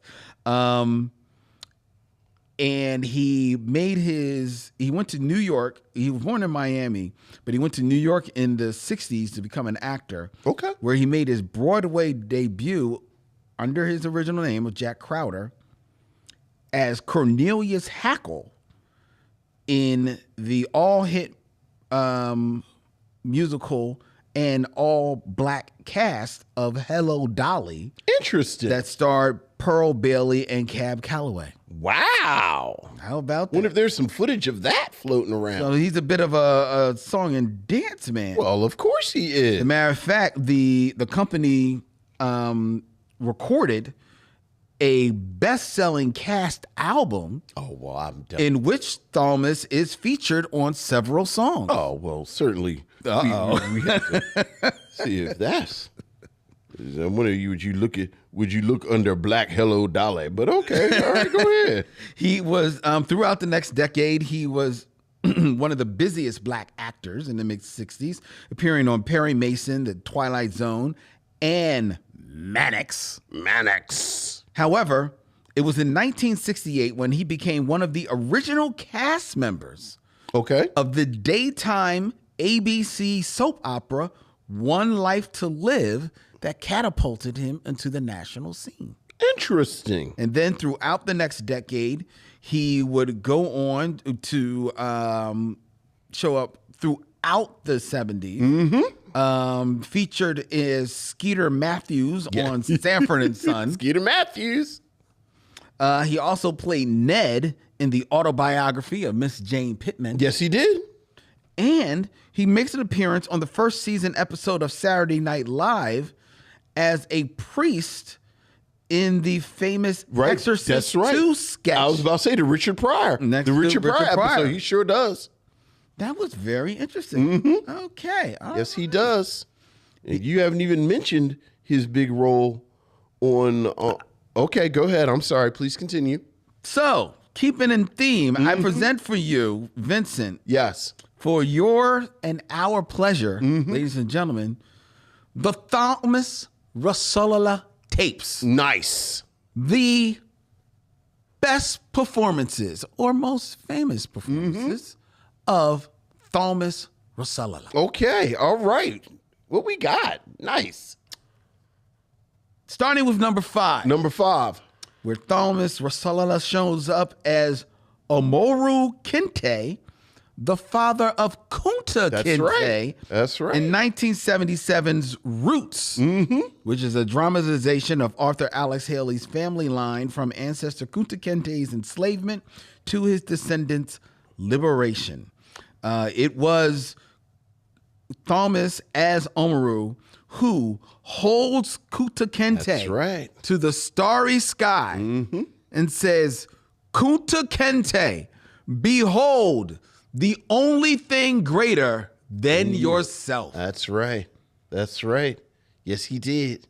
Do you remember him? I 100% remember. Yes. Roots was good, man. Roots was good. Roots, I remember. Roots was good. Roots hits the scene 1977. I'm 10 years old. I didn't know that it's coming. Right. But my mom and my dad, they told me and my sister. Yes, that's right. They're watching TV in their room. They said, sit down and watch this show. You can stay up late. Yeah. That's real talk. That's real talk. That's real talk. You can stay up late. That's right. Because I remember being like, you remember when you were a kid and you would stay up late and you were so excited to stay up late, but then you realized it was late and you were sleepy? Yeah, exactly. That's real talk. But this was like, you could stay up and watch this show. Because our bedtime was, I believe, 9 o'clock. Yeah, yeah. And this famously, I think maybe if it came on at 9. It went off at like 11. It was like 2 hours a night. Yeah. Yeah. So they were like, you can stay up and watch this show. That's right. And we watched faithfully all, what was it, 7 nights? I forget how many nights it was. I think it may have been like the whole entire week. Yeah, but like you, Roots. it was, I remember sitting up with the family watching it. Must see television. It 100% was. Oh, man. Yeah. So good. So good. That's a good one. All right. Number 4. Number 4. Thalmus Rasulala. Shows up in 1976. All right, good year. As Bill Thomas on What's Happening. Yes, sir. Bill Thomas is Mabel King's ex-husband and the father of Roger and Dee Thomas. And I was just talking about him like 3 or 4 days ago and how radical character he was, because Bill Thomas, he wanted some Mabel King. Oh, yes, he did. Now, to give you the backstory on What's Happening, he's the ex-husband. Right. He's the ex-husband of Mama. Of Mama. Who, you know, I don't know if it's the 2nd or 3rd season, but he almost becomes a recurring character. Well, I thought so too, but he actually only appears in 6 episodes. Wow, it felt like more. It felt like you were about to say. It felt like he kind of like recurs. But every time he came on and he called her Peaches, and you know, look, not to put a fine point, like Mabel King was a big woman, and to see a woman, and Thalmus Rasulala was not. Well, he's Thalmus Rasulala, right. So to see a woman like her, an image of that woman sexualized and desired, that's the word, is huge. Yes, because like I joke, like I felt some kind of way about Mabel King because of him. Like you know, my wife teases me like I got this energy with Mabel King, but it's 100% because I was imprinted with how Thalmus Rasulala's Bill would talk to her. Would hold her, hug her. Yeah. Oh my God, I loved him. I actually on What's Happening. I liked his character because while he was the ex-husband, which means that something happened between those two. I don't believe it's ever really spelled out. No, it's not. He just but they're divorced. Yeah. But he is still doing what he can to be a part of Roger and Dee's life. And they've established that whatever happened, he's become a better man. Yes, he's on the other side. Right, like the two of us can never. In fact, I believe the last couple of episodes, he has a new fiance. I believe so. Yeah, Right. I think so Yeah. too. Yeah, yeah. But oh my goodness. Quietly, I don't know what you gonna put above this because that's my favorite Thalmus Rasulala role. Okay. Yeah, it really is. I love him on What's Happening. Just continuing on this a little Okay. bit, reading about this, Mabel King often offered producers input on her character and storylines during the second season, and she actually requested that Bill return full time in order for the children to have, once again, married parents, showcasing what she felt would be a strong black family. The producers disagreed with her unsolicited input, which resulted in additional tension on set and a much reduced role for Mabel King during the second season. That's right. Her character Mama was not written out of the show, but she was rather limited to brief appearances on set where she would basically say, I'm leaving for work or going to the store, or mentioned in passing by others as being at work.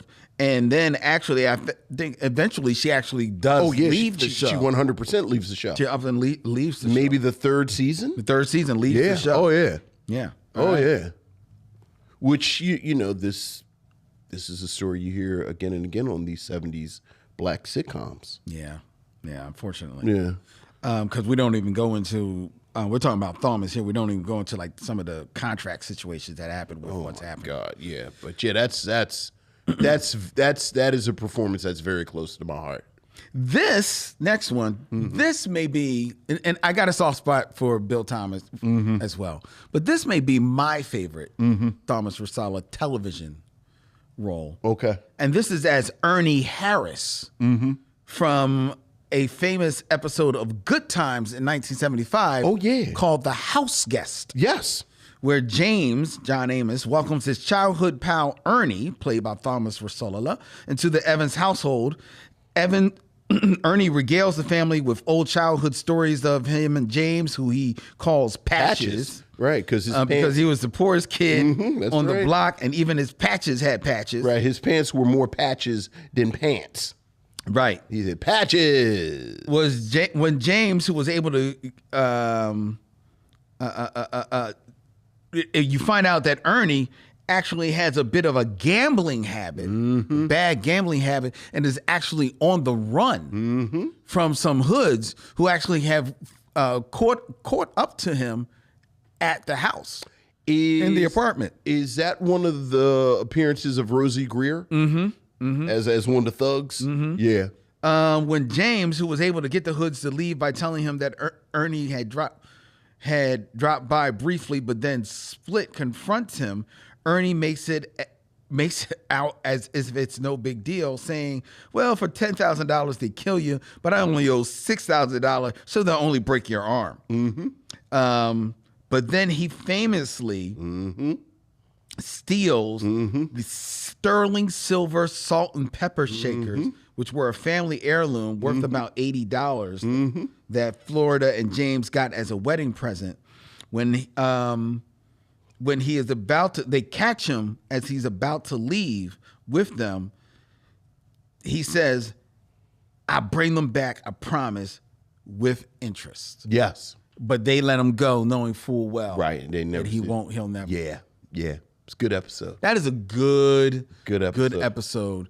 And as someone who famously had relatives that were like, play the numbers, and would say they're going to a game that night and everything, which I learned later in life meant they were going to like card games and stuff like that. Watching that, because there's a line where they basically say, like, you got a sickness. It's gambling is a sickness. And I don't think I ever equated gambling as a sickness. And I don't know if it ever really hit me even then as I'm watching it in real time when I'm watching it in 1975. But returning to it in syndication, that episode, it really struck me about like, yeah, that's real, man. Because then you start to see the parallels in your life. Sure. And characters that kind of like fit that bill. Yeah, oh yeah. In your life, man. And like that's why that one really stuck out with me. Yeah. And because that also was a moment where you see, at least for me, Thalmus Rasulala, he's also putting on acting clinic in that episode because he's as charming as hell. Sure. But he also, you see the demons. You do, and I don't say like alcoholic demons where people kind of like get real showy. It's not showy, but it is all there in his character and in his performance in that role, and that's why that one always stuck out. Yeah, that's a good one as well. All right. Next, number two. Now this is one that I had to check out on my own. Okay. And it's only worth checking out because of Thalmus Rasulala. Okay. Fair.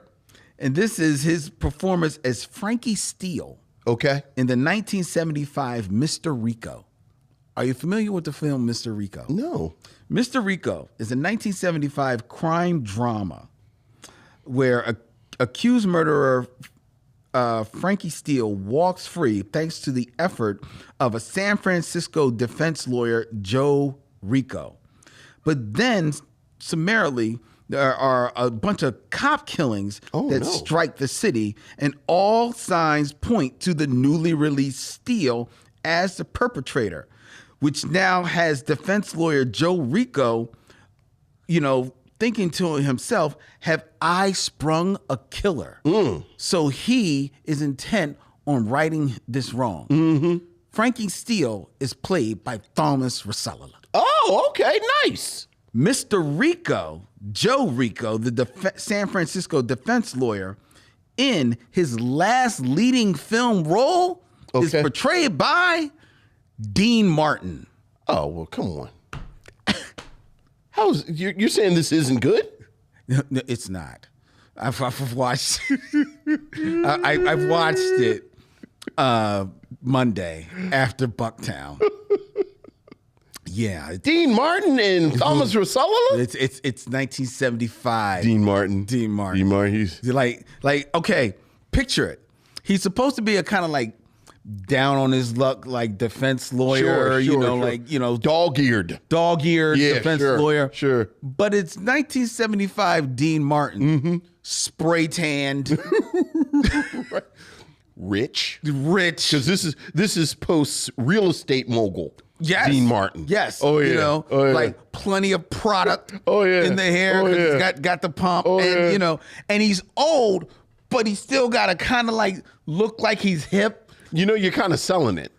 I know you're not trying to sell it, but you're kind of selling it for me. I'm selling you to turn it on. Okay. You won't make it 20 minutes. Okay. I'm telling you won't. You won't. He's like, I don't know, man. I don't know, man. I might. All right. Don't say you haven't been warned. Don't say. All right. Fair warning. All right. But that's Mr. Rico. Okay. I had to put that. But, our, likes notwithstanding, perhaps the most memorable role of Thalmus Rasulala is number one. Number one? From 1972. Okay. It is the only film that I can find where Thalmus Rasulala is front and center on the movie poster. Oh, okay. It is his role as Sidney Lord Jones in Cool Breeze. Yeah, Cool Breeze. We reviewed Cool Breeze. We did. It is an adaptation of The Asphalt Jungle. Sidney Lord Jones is a convicted felon who was granted an early release by the parole board in San Quentin. While in prison, he learns about the underworld diamond trade from reading and studying trade magazines. As one does.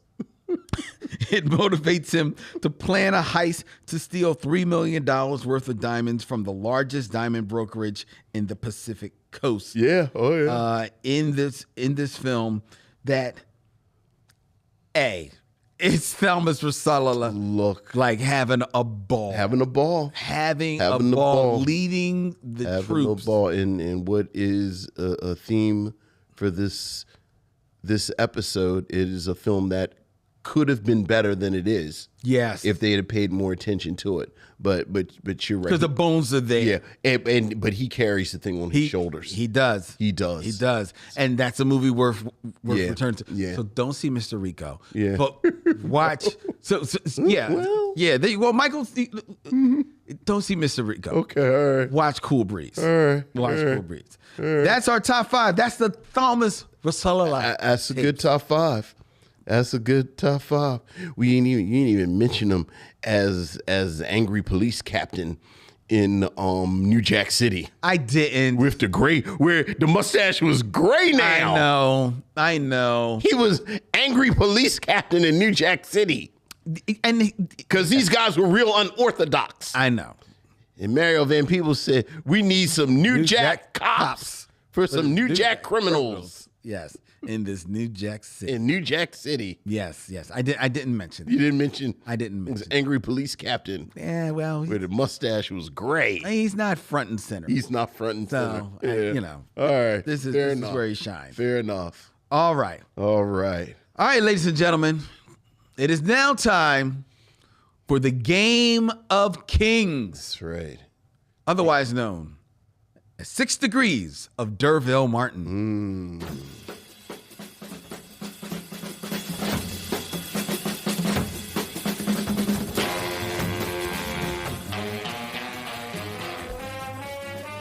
6 Degrees of D'Urville Martin, ladies and gentlemen, where I give Vincent 2 actors and he has 6 films or less to connect them back to that other mustache bandolero of 70s blaxploitation films. Yes, sir. D'Urville Martin. Yes.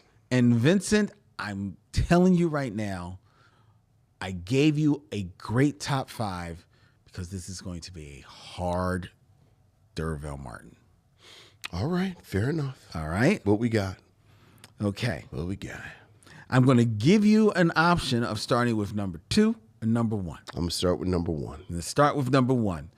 Keeping it in theme, we are reviewing Bucktown, which stars Fred Williamson. In 6 films or less, connect D'Urville Martin to Fred Astaire. Really? Yes. Now, I checked to see if this is easily done. No. See, this is where you messed up. Me, you, and Dylan, like a month ago, had a Gene Kelly conversation. We did. And which sent me down a rabbit hole with Gene Kelly. Now, what I should do is it's not really a cheat, but it goes against the spirit of the thing. I know how to get Lynn Webb's old-timey white people. Because they're all in That's Entertainment. True. All of them. True. Just all of them. Right. But that's a cheat. Because that's an anthology. Like, it's was clips. it in the movies? Was it in the movies? Yes. Lynn Webb's old-timey white people. Yes. It was in the films. But however, because we were just talking about dancers and stuff, I actually went down a rabbit hole. Okay. So you might have to help me with the exact title, though, because this is the only thing that I saw where I think they danced together. Oh. So D'Urville Martin. Okay. D'Urville Martin is in 5 on the Black Hand Side with Dick Anthony Williams. Dick Anthony Williams is in Mo Better Blues with Samuel L. Jackson. Yes. Samuel L. Jackson is in Pulp Fiction with John Travolta. So that's 3. John Travolta is in Grease. Yes. With Olivia Newton-John. Yes. Olivia Newton-John is in Weird Ass Xanadu with Gene Kelly. Okay. Gene Kelly, is it the Ziegfeld Follies? Ziegfeld Follies. Gene Kelly's in the Ziegfeld Follies with Frank Sinatra because they dance together. Not Frank Sinatra, Fred Astaire. I'm sorry, Fred Astaire, because I think it's the only time they dance together. It is. Very good. Very good, Vincent. You got it. You got there in 6. Really, though? Yes.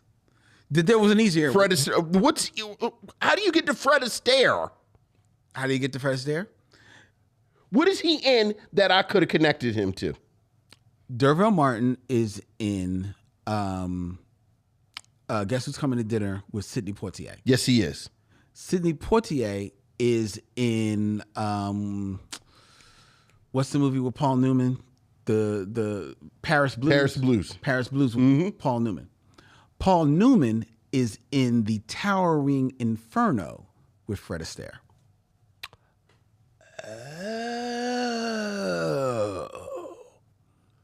Is that his last movie? Is that Fred Astaire's last movie? No. No, Fred Astaire's last movie is Ghost Story in 1981. I should probably. I'm gonna see you just screwed up again. So now I have to memorize everybody in the Towering Inferno. And there's a lot of people. It's a lot of people, and that damn Poseidon Adventure. Oh my God! Like those two. Yeah, you've got a ton of people right there. Because in the Towering Inferno, you've got Fred Astaire, you've got Paul Newman, you've got Steve McQueen, you've got Robert Is it Robert Wagner? Who's the one from Heart to Heart? Yeah, Robert Wagner. Robert Wagner. When they got together, it was murder. Boy, I used to love Heart to Heart. Boy, them two rich white people would go and solve boy. And you know who else is in the Towering Inferno? Who? O.J. Simpson. Yes. I did know that. Yeah. So yeah, Towering Inferno is useful. Yeah. I forgot Fred Astaire was in that. There you go. Okay. But very good, Vincent. You still got there. Okay. All right. Got there in six. All so right. it counts. All right. Next. Okay. This one's gonna. All right. All right. 6 films or less. Okay. You're gonna hate me. Connect D'Urville Martin, keeping it in theme. We're reviewing Bucktown, which stars Pam Grier. Okay. Connect D'Urville Martin 2. Like Pam Dauber. Pamela Anderson.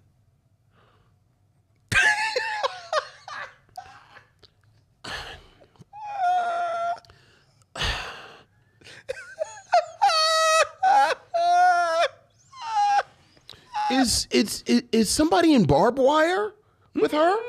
Yes, I mean she starts with people. So yes, there are other actors in Barbed Wire.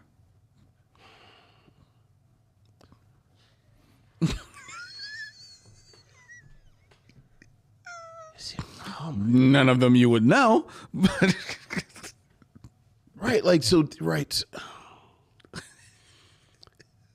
Wait. Shut up.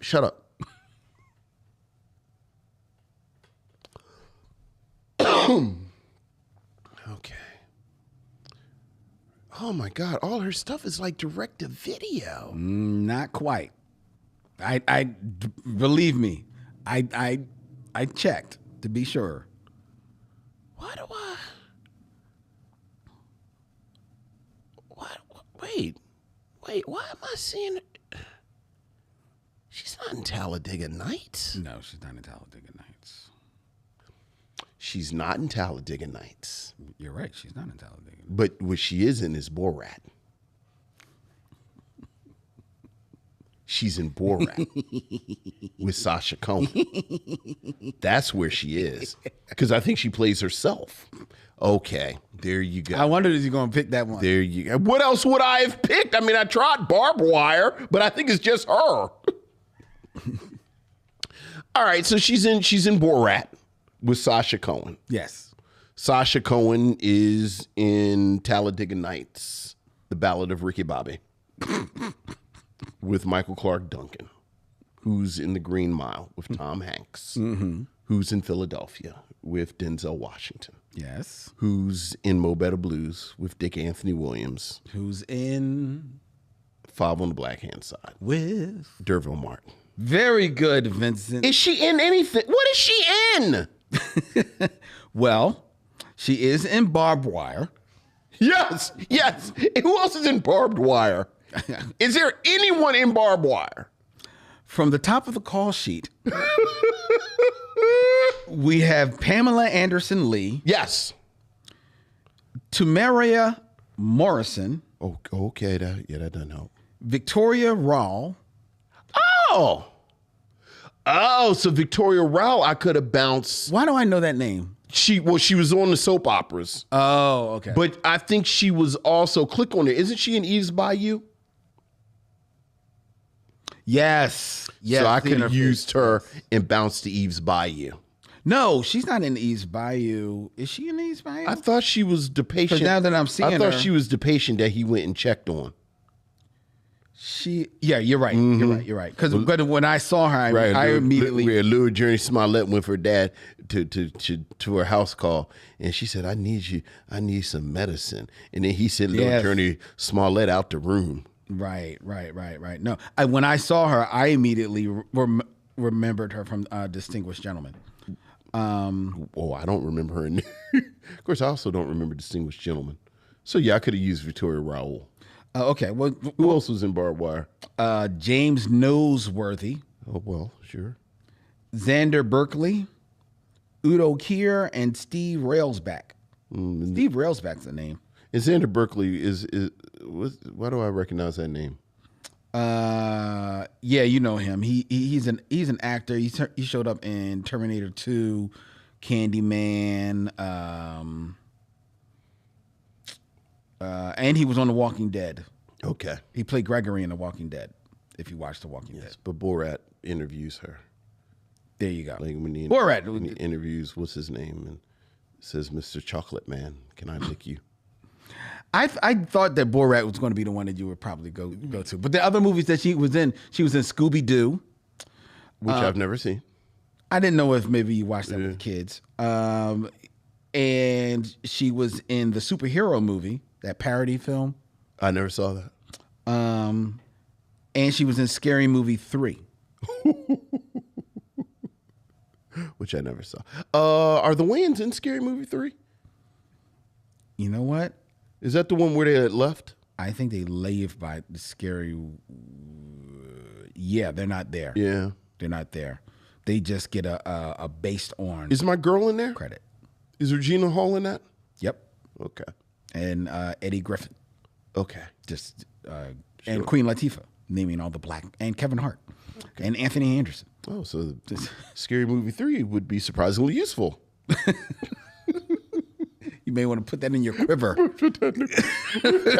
Towering Inferno. That's entertainment. And no, take that entertainment out. That's a cheat. Was it in the movies? But it's a clip movie. Was it in the movies? It's a clip movie. Was it in the movies? For those who don't know, That's Entertainment is actually a compilation of different musical scenes from the musicals of the 30s and 40s. And where was this scene? It was seen in the movies, but that's because it was a movie? That's because there was no other place for movies when they... Is it a movie? Yes, it is a movie. Okay, then. Play with me with these old white people if you want. I'm going to pull out That's Entertainment. There you go. Were they in That's Entertainment? You know what? What? No, you can't use them because those actors weren't paid for that movie. Ain't nobody saying nothing about people getting paid. We're not in the union. They were in the union. I said, we're not in the union. We were actually downtown today and I saw the Big Rat. Oh, yeah? I haven't seen the Big Rat in like 2 or 3 years. I said, it's the Big Rat. They're using scab labor. Where were they? We were like in University City. No. We were like around 38th. 36th, 38th. Like they were working. That's still university. Yeah. I don't know. But we sure was. Those of you who don't know, here in Philadelphia, we're a big union town. And when projects use non-union labor, the union people here in town have a big inflatable rat. That ain't a Philly thing. That's just a union thing. Is that just a union thing? That's I just see it in Philly. All right, but it's everywhere. Anyway, it's the Big Rat. Okay. So we ain't got to worry about the Big Rat. No. All right. So you can use That's Entertainment. Uh-huh. So you think about that next time you pull something out of Lynn's old-timey white people bag.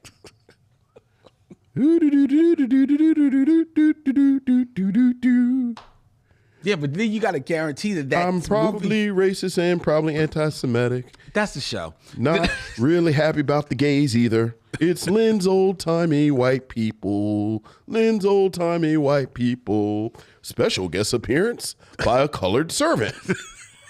Mrs. Johnson, I got your drink. Get your ass back in the kitchen.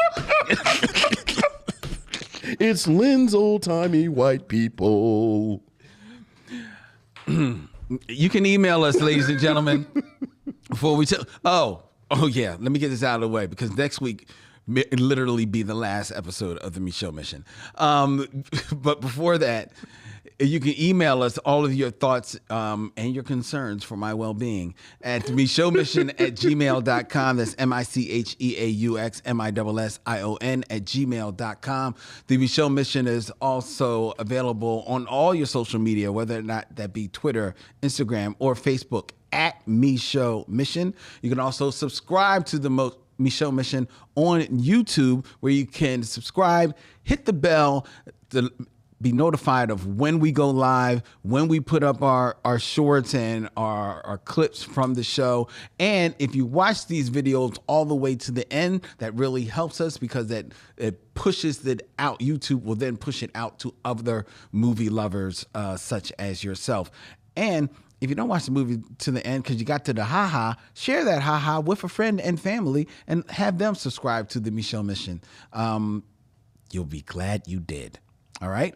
You can also check out the Micheaux Mission as we stream live every Tuesday at 7 p.m. from Young Junk, Philadelphia's premier video podcast palace. If you want to book your podcast in one of the many studios that they have, you can't have this set because this is the Micheaux set. This is our chairs. These are our mics, but there are tons and tons of rooms out here, and there are multiple Dylans that just run from room to room, ladies and gentlemen. So if you want a Dylan of your own, email Dylan at youngjunk.com and book your time at a studio here in Philadelphia's premier video podcast palace, where you can find the Micheaux Mission, which is a proud member of The Podglomerate, thepodglomerate.com. They make podcasts work, such as ours, which may be coming to an end next week. Because next week, for May I Have Another Bad Black Movie, we have a friend of ours, friend of the show. Friend of the show. Our man, L. Ade Williams of the Harlem Connection, will be joining us here, and he has a thesis that he would like to run by you, ladies and gentlemen. Yes, he would. As we take a look in the month dedicated to bad black movies at the entire filmography of Prince. Controversial. Yes, the entire filmography. And by that, I mean Purple Rain. Of course. Under the Cherry Moon. Okay. Graffiti Bridge. If we must. And even Batman. Girl 6. I don't even know what other bags he has up his to bring, but next week, here's the thing. Al has his own radio show, ladies and gentlemen, out in New York, where he could have just done this on his radio show. But no, he wants to bring this mess to the Micheaux Mission. Sure. Because Prince fans are known to be reasonable. Dude, no sooner than the newsletter went out showing what we are going to be reviewing over the next couple of weeks. Because, mind you, we haven't even said what we're reviewing for the rest of May because we don't know if we're still going to be doing the show. But no sooner than the newsletter goes out, I think 2.5 seconds, I get an email from Prince's #1 fan, Tanya Pendleton. Are we in trouble with Tanya? You guys want to come on the show to talk about what y'all watching on the Micheaux Mission? We've already got the invite to come on. Oh, boy. So, all right. Clutch your purple pearls, ladies and gentlemen, and tune in next week here on the Micheaux Mission. Until then, he's Vincent, I'm Len, and in parting, we say, we'll see you when it's time to meet again.